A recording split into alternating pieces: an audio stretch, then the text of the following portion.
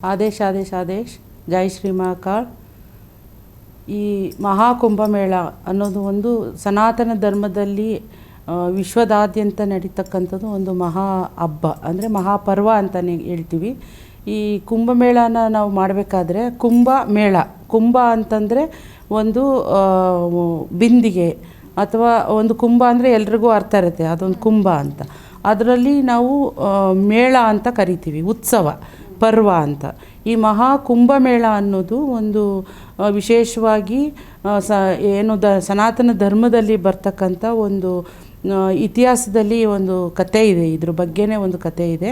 ಅಂದರೆ ಕುಂಭ ಸ್ನಾನ ತ್ರಿವೇಣಿ ಸಂಗಮದಲ್ಲಿ, ಅಂದರೆ ನದಿಗಳು 3 ನದಿಗಳು ಕೂಡಿರ್ತಕ್ಕಂಥ ಒಂದು ಸಂಗಮದಲ್ಲಿ ಸ್ನಾನ ಮಾಡ್ತಕ್ಕಂಥದ್ದು ಎಲ್ಲ ಒಂದು ಸಾಧುಗಳು, ಅಘೋರಿಗಳು, ಸಂತರುಗಳು, ಸಿದ್ಧರುಗಳು ಮತ್ತು ಜನಸಾಮಾನ್ಯರು, ಸಾಧಕರುಗಳೆಲ್ಲರೂ ಒಂದು ಸ್ನಾನವನ್ನು ಅಮೃತ ಸ್ನಾನ ಅಂತ ಕರಿತೀವಿ.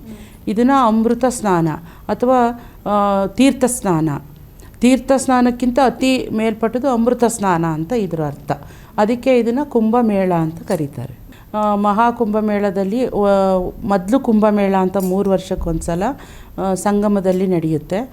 ಮತ್ತು 6 ವರ್ಷಕ್ಕೆ ಅರ್ಧ ಕುಂಭಮೇಳ ಆಗುತ್ತೆ. 12 ವರ್ಷಕ್ಕೆ ಪೂರ್ಣ ಕುಂಭಮೇಳ ಆಗುತ್ತೆ. 12 ವರ್ಷ ಅದನ್ನು 12 ಸಲ ಬಂದರೆ 12 × 12 ಅಂದರೆ 144 ವರ್ಷ ಆಗುತ್ತೆ. 144 ವರ್ಷಕ್ಕೆ ಬರುವಂಥದ್ದನ್ನು ಪೂರ್ಣ ಮಹಾಕುಂಭಮೇಳ ಅಂತ ಕರಿತೀವಿ. ಈ ಪೂರ್ಣ ಮಹಾಕುಂಭಮೇಳ ನಮ್ಮ ಅದೃಷ್ಟದ ಪ್ರಕಾರ ಈ ವರ್ಷ 2025ರಲ್ಲಿ 144 ವರ್ಷಕ್ಕೆ ಬಂದಿರತಕ್ಕಂಥದ್ದು ಪೂರ್ಣ ಮಹಾಕುಂಭಮೇಳ ಬಂದಿರೋದು. ಸಮುದ್ರ ಮಂಥನ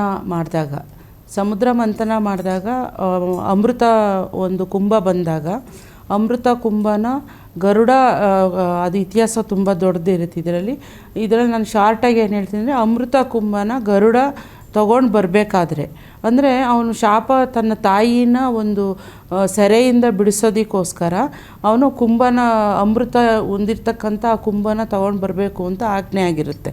ಸೊ ಅಮೃತ ಕುಂಭನ ತರಬೇಕಾದ್ರೆ 4 ಕುಂಭಗಳು 4 ಜಾಗದಲ್ಲಿ ಬೀಳುತ್ತವೆ. ಒಟ್ಟಿಗೆ ಟೋಟಲು 12 ಕುಂಭಗಳಿದ್ದಾವೆ.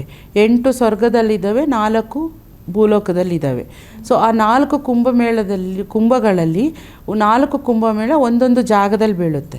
ಅದು ಒಂದು ಜಾಗ ಪ್ರಯಾಗ್ರಾಜ್ ತ್ರಿವೇಣಿ ಸಂಗಮ, 2ನೇದು ನಾಸಿಕ್ನಲ್ಲಿ ಗೋದಾವರಿ ನದಿ ತ್ರಿವೇಣಿ ಸಂಗಮ, ಮತ್ತು 3ನೇದು ಉಜ್ಜಯಿನಿಯಲ್ಲಿ, ಅಲ್ಲಿ ತ್ರಿವೇಣಿ ಸಂಗಮದಲ್ಲಿ ಅಮೃತ ಬೀಳುತ್ತೆ.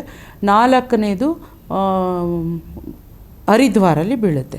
ಸೊ ಈ ಥರ 4 ಜಾಗಗಳಲ್ಲಿ ಅಮೃತ ಕಳಸ ಬಿದ್ದಿರ್ತಕ್ಕಂಥ ತ್ರಿವೇಣಿ ಸಂಗಮದ ನದಿನ ನಾವು ಸ್ನಾನನ ಕುಂಭಮೇಳ ಅಥವಾ ಅಮೃತ ಸ್ನಾನ ಅಂತ ಕರಿತೀವಿ.